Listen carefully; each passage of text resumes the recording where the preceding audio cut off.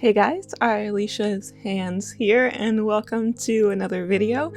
These are my hands and today I want to show you how I draw them, and I guess not just them, all hands. I have made a Skillshare class about this in the past. It's actually the very first one I ever made, but today I wanted to just walk you through the basic things that I'm thinking of when I draw hands and how I draw them from different poses and angles and how I break them down. So to start with, we're going to start with a really simple, front-facing look of the hand with the palm side up, and I want to show you how I break the hand down into its largest pieces. So I started with a sort of tapered mitten shape for the fingers, and when I'm drawing fingers, no matter the pose, I try to group them together as much as possible in the very beginning so that I can get the gesture and the proportions right. And then we have a bit of a rectangular shape for the palm with a point that comes up near the middle finger.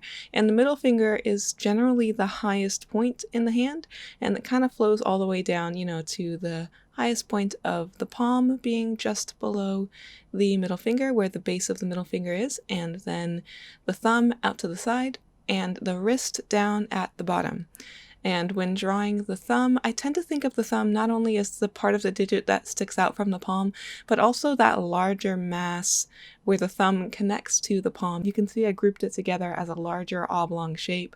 And because they tend to move together, I tend to group them together when I'm drawing. We'll talk more about the three-dimensional form in just a second, but when it comes to breaking down this larger mitten into individual fingers, I oftentimes will go down to the base of the palm at that very top point where the fingers meet the palm section and break that into 4 pieces and then divide my fingers up that way, again in this very straight on pose with the tallest one being the middle finger. I do a lot of measuring along the way to check and see how tall some things are to other things. So how high up does the thumb come in relation to where the base of the other fingers are, and lots of measuring for widths and lengths and things like that. It's just lots of looking back and forth and observing and drawing what I see. And that's a big part of getting better at drawing hands, is just practice and drawing what you see.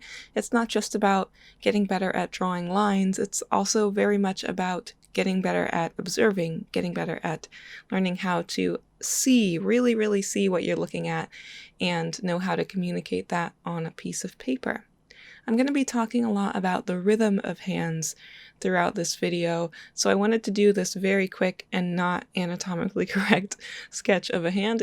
Yep, this is it. This is the best one I'll draw all day, and just kind of show you what I mean by rhythm. The fingers tend to follow this gestural arc, and that arc peaks, the highest point of that arc is, as I said before, at the middle finger. So I'm going to be kind of using this flowing arc shape throughout the different drawings in different poses. For the rest of the hands in this video, I'm going to be shifting the poses, but still showing you how I'm using the same building blocks that we laid out before for all of my hands. So starting with that rectangular sort of square block for the palm, now you can see that it is facing off to the side, and I'm going to shade in this side plane over here, which is on the side of the index finger. We're kind of ignoring the thumb right now because I just want to get in this block for the palm, and the front of that is now facing off to the right. We're going to draw in our big mitteny shape for the fingers as well, and like I said before, I'm focusing on that larger big gesture before I start breaking down the individual fingers. This helps a lot with proportions and flow and makes the fingers look like they all belong to the same organism, if that makes sense. They're not all going off in different directions and bending in different ways. They're working together and flowing with one another. My hand is actually pretty relaxed here in this particular pose, and on a relaxed hand, the fingers tend to bend more the further you go down the hand. So while the index finger is relatively straight, as we get closer to the pinky, the fingers bend more and more, so that by the time we get to the pinky, it's the most curved and bent. And then we have another rectangular box for the wrist. And of course, the side of the wrist is going to match up the same side plane as the palm. This is what I was talking about with that rhythm of the fingers. As we go along, each finger is curved and bent a little bit more.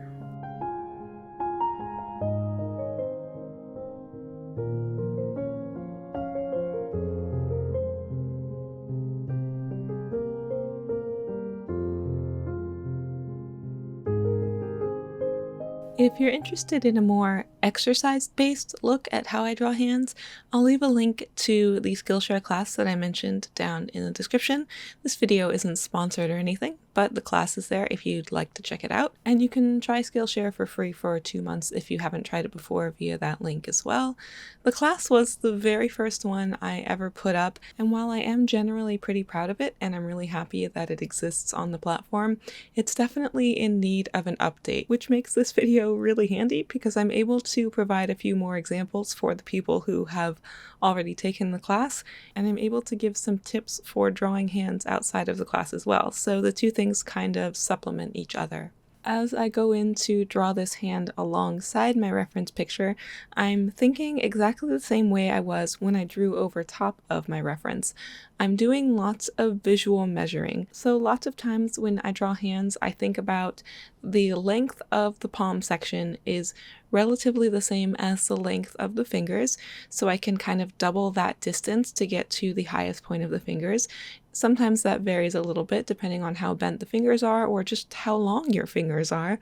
That can provide some variance. And depending on the types of hands you want to draw, these proportions may be stretched or skewed.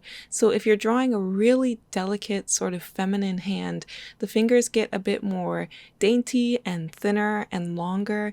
And if you are drawing a more masculine hand, sometimes they can get a little bit more squat and squared off at the edges of the fingers. And there's just lots of potential variety in the character of hands. So while drawing your own hands is awesome because you can always take reference images of your own hand and draw it that way, or hold your hand out in front of you and do it that way, drawing lots of different types of hands, from like feminine hands and masculine hands and different sizes and shapes and kids' hands, is going to cement the same building blocks in your mind even more, and it'll just give you an even better understanding. When I draw hands, they oftentimes tend to look a lot like my hands, even if I'm not using a reference image, because I've kind of gotten pretty used to drawing my own hands, and I tend to draw the shapes in a lot of the same ways when I work on them. So a lot of the hands that I draw look like my own. I mean, when I'm using reference, it's pretty much always my hands. But yeah, draw lots of different types of hands.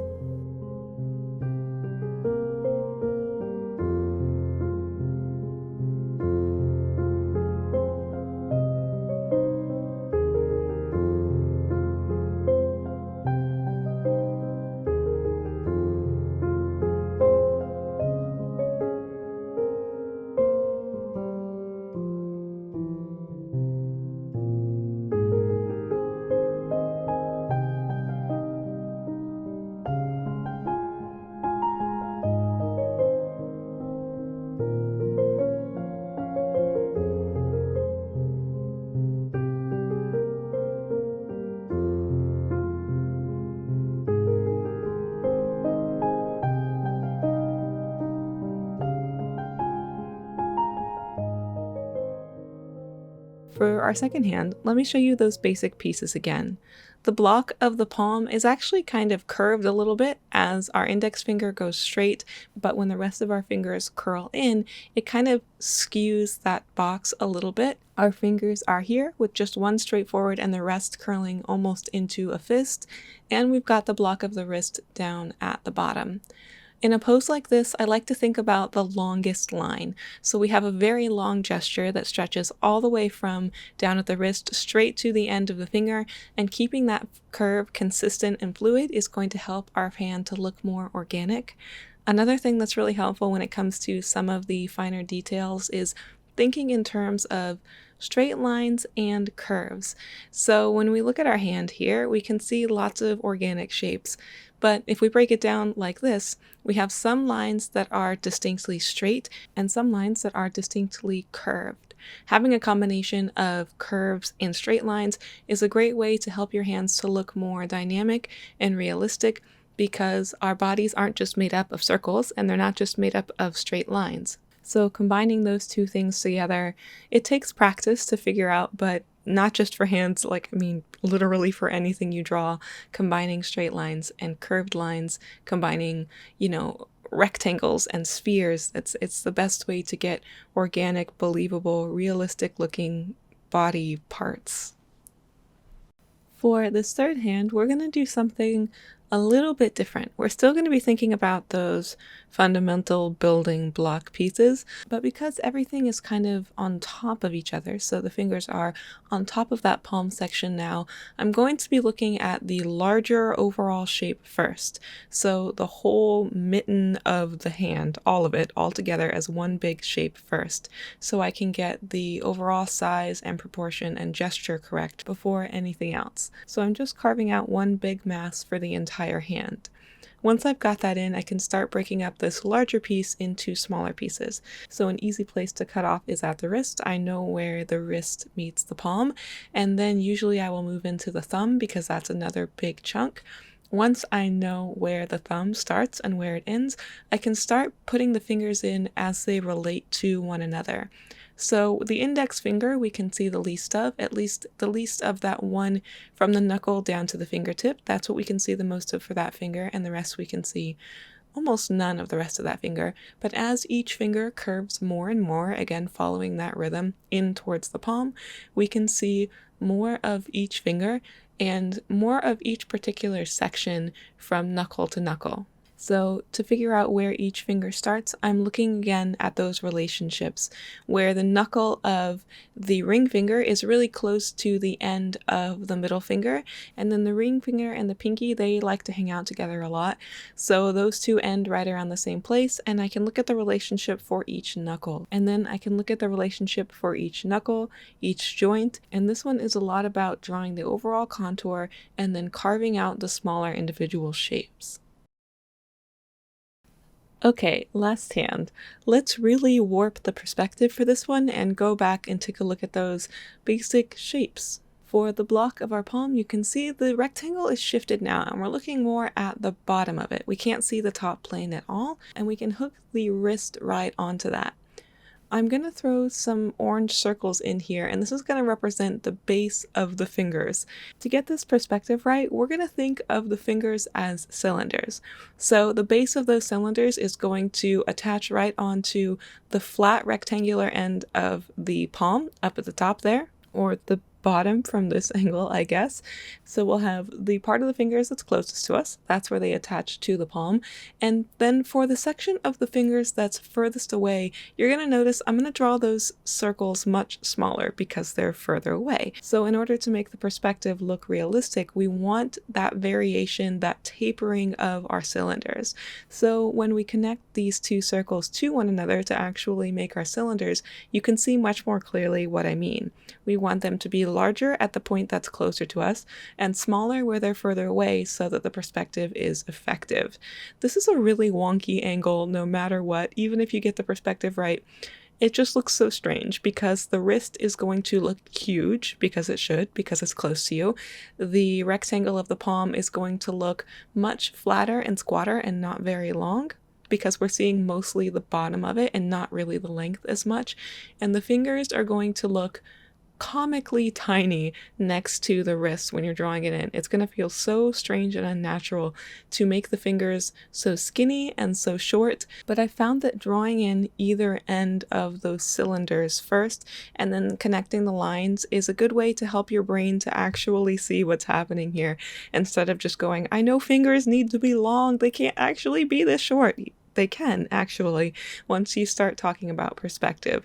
And it does get tricky and it is hard to adjust to, but that's definitely how it works, I promise. So drawing either end and then connecting those two ends when working in perspectives like this can be really, really, really helpful. And again, I'm doing some mental measuring. So the thumb itself doesn't curve away from us in space quite as much as the other fingers, so we can kind of use that as a control group for measuring. So if I draw a straight line across this hand, I can see that the pinky will be lower than the end of the thumb, and the middle finger will be just above the end of the thumb if I was to draw a horizontal line straight across. And doing that sort of measuring can be really helpful for getting things right. You're going to notice that even I struggled with this particular pose, and I went back and forth a lot and actually erased and redrew the fingers. And when I redrew them, I tried to kind of follow my own advice and group some of the fingers together as much as possible. So grouping together the middle finger and the ring finger for this pose and kind of treating them as one lump and then separating them together when I was ready was really helpful. And even in the end, this looked really wonky, and even placing it over top of my reference, there wasn't too much of a difference. But I found that to actually be really helpful because it showed me that I actually didn't make the wrist and the bottom plane of the palm big enough. If I had made those bigger, it wasn't really that my fingers weren't small enough, it's that my palm wasn't big enough. So I needed to really push that perspective to make this pose click and to make it look the way it was supposed to. And there we go. We drew some hands together.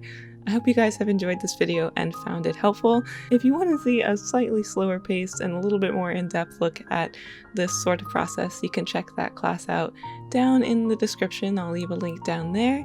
And let me know if you guys would like to see videos like this for any other anatomical features. I really enjoyed putting this one together. I will see you guys next time, and I will see you next time. Okay, bye!